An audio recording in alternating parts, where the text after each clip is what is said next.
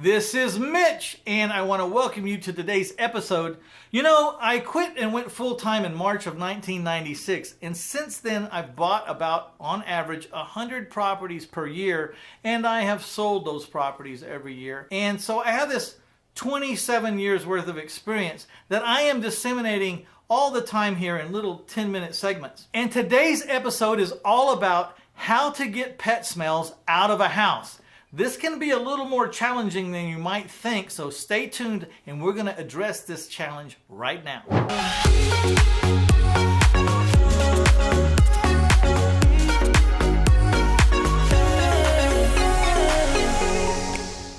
When it comes to getting those nasty smells of pets and animals out of your house, I'm a pro. I have seen situations that would make you shudder, literally make you throw up. And every time I've been able to conquer the problem.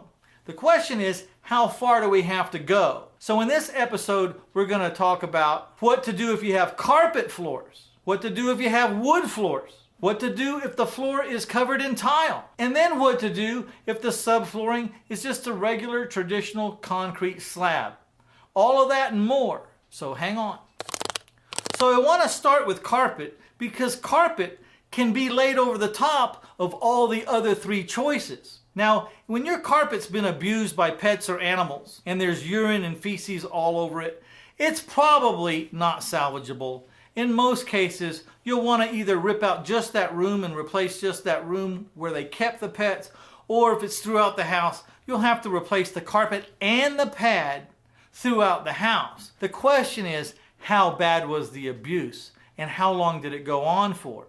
If there's been a person cooping up pets and animals in a house for years or even decades, letting them urinate and defecate all over the place, chances are you don't just have a carpet and carpet pad problem. These liquids have soaked into the subflooring. And that subflooring includes the categories that we're going to cover next, which is wood, tile, and concrete. So we'll stay on the surface still here for a little bit. Probably going to have to throw the carpet and pad away. But if you remove the carpet and the pad and come back the next day and can still smell the odors of pets, that means that the subflooring has been penetrated and the smells are captured or trapped inside the subflooring. So what do you do if the subflooring is wood? Well, there's two different kinds of wood right off the bat that I'm thinking of. One is there's that real wood floor that we all love to see when we peel back the carpet and pad and go, oh my gosh, this house has a oak wood floor that someone covered up with carpet in the 60s. And then there's wood floor where you peel it back and it's like a pier and beam foundation and it's just plywood, okay? Either way, it's wood, but let's start with the handcrafted oak wood plank floor, the one that's made to be seen with your eyes. That floor will be sanded down, and that's not enough to get rid of those smells because this odor, these liquids have soaked into the wood. So just sanding a micro layer off the top is probably not going to solve your problem. What will solve the problem is a natural process when you refinish wood floors. First you sand them, and then what do? You put on a stain, which is kind of like a seal, and then you put on a polyurethane coat over the top of that stain to make it shine and become vibrant. And what's really going to lock out or lock in those smells is those coatings. Not so much the stain, more the polyurethane seal coat. Whatever it is they're putting on that floor, whatever that lacquer looking finish is, that's what's going to seal in those smells and make them vanish from your house. Now if the wood floor is just the plywood floor like typical in a pier and beam house where they have the piers and then the beams going across and then they laid the plywood down, you're not really going to have a process to go through because no matter what you do, you're going to cover this floor in something. If you plan on covering it in just carpet and carpet pad, then you're going to have to do something to kill these odors and to lock them into the wood. I suggest strongly, since this isn't going to be a wood finish that you're going to see with your eyes, start with a Clorox bleach solution, at least 50% water and 50% bleach, and then mist this bleach over all the wooden floor areas, every single square inch, and then let it sit and soak and come back in the next couple of days.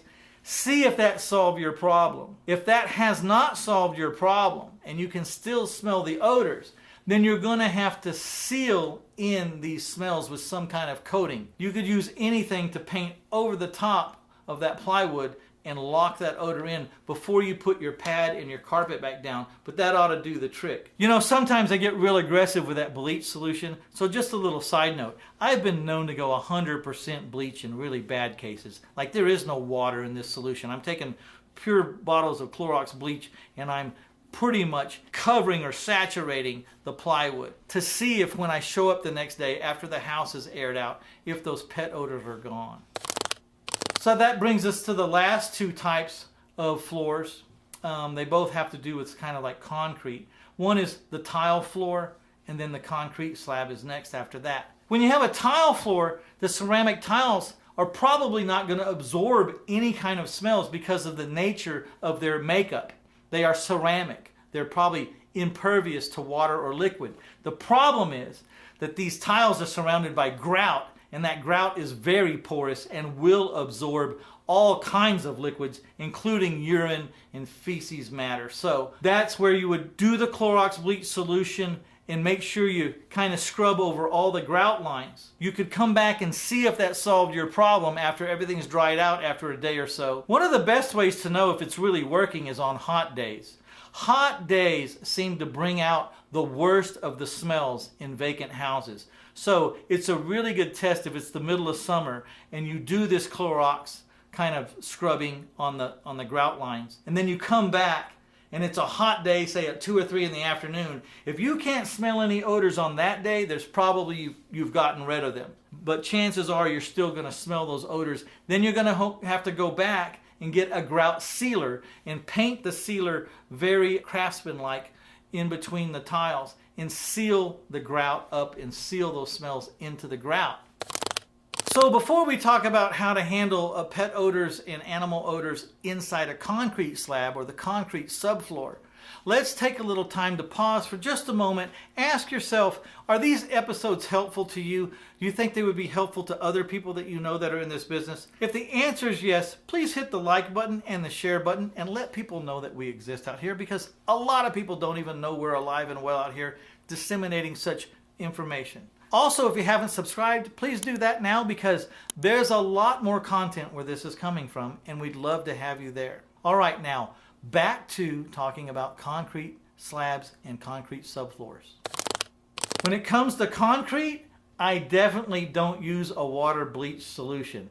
I just go straight bleach. Really hard to hurt this concrete, and I want to get a maximum attack on these smells. So I'm just using pure bleach. It's not very expensive, certainly not that expensive. Maybe even a broom, a push broom, so I can kind of push it around, scrub it in a little bit, make sure I've covered every inch of that slab or that concrete subflooring. Then I come back in a couple of days after the house has had a chance to air out. I'm opening up the windows, whatever I can leave open and feel at ease with security for this property. But you're definitely going to have to leave the doors open and the windows open at some point in time to get the Clorox smell out and to let everything dissipate. Come back in a couple of days. If the odors are gone, good job. If they're not gone, the first thing to consider is, what are you going to put on top of this concrete? Are you going to go back with carpet pad and carpet? Or are you going to go back with a concrete finish with a sealer on it already? Or are you going to go back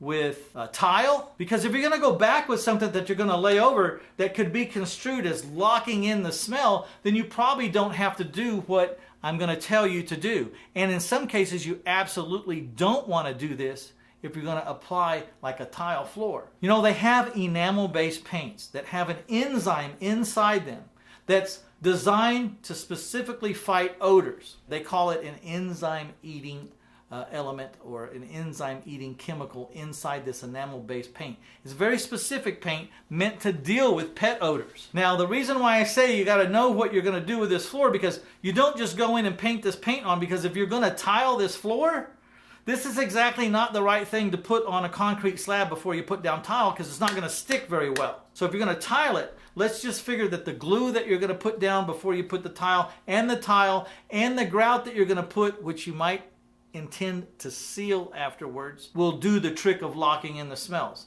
So if you're going to put down tile, don't use the enamel based enzyme paint. If you're going to just put back carpet and pad over that concrete, then absolutely, if you're still having trouble with these odors, go ahead and use that enamel paint with the enzymes in it, because just putting a pad and carpet over it is going to be no sweat. And that's the one caveat I want to make sure that you're aware of. You don't just automatically go in and use that enamel-based paint. You have to think, which rooms am I going to put tile in? Am I going to put tile in any of these rooms? Those rooms don't get that enamel-based paint. I hope that's been informative. I hope that helps you. You know, fighting pet odors can be a challenge, but I think that'll pretty much give you the direction to go. And I would like to give y'all a copy of my moat theory. It was a theory I developed when I was trying to figure out how I could fail without going completely under and drowning in the process of failing forward. You know, sometimes these big thinkers, they put it all on the line, and we'll never know the ones that never made it back because they sank so deep that they just didn't have the energy or the time to come back. I didn't want to be one of those people that always put it on the line. I was trying to figure out, how do I put myself in uncomfortable positions, maybe fail, but that I can retreat to a place of safety, recoup quickly, revive myself quickly, and come back. I talk about how I rationalize failing forward in the moat theory. It's a couple of chapters in my book called My Life in 1,000 Houses, Failing Forward to Financial Freedom. Check it out. All you have to do is go to this link right here, or go to 1000houses.com/free-stuff and click on the link that reads Moat Theory. This is Mitch Stephen, and I'm out of here. Off to the next episode. Why don't you come with me?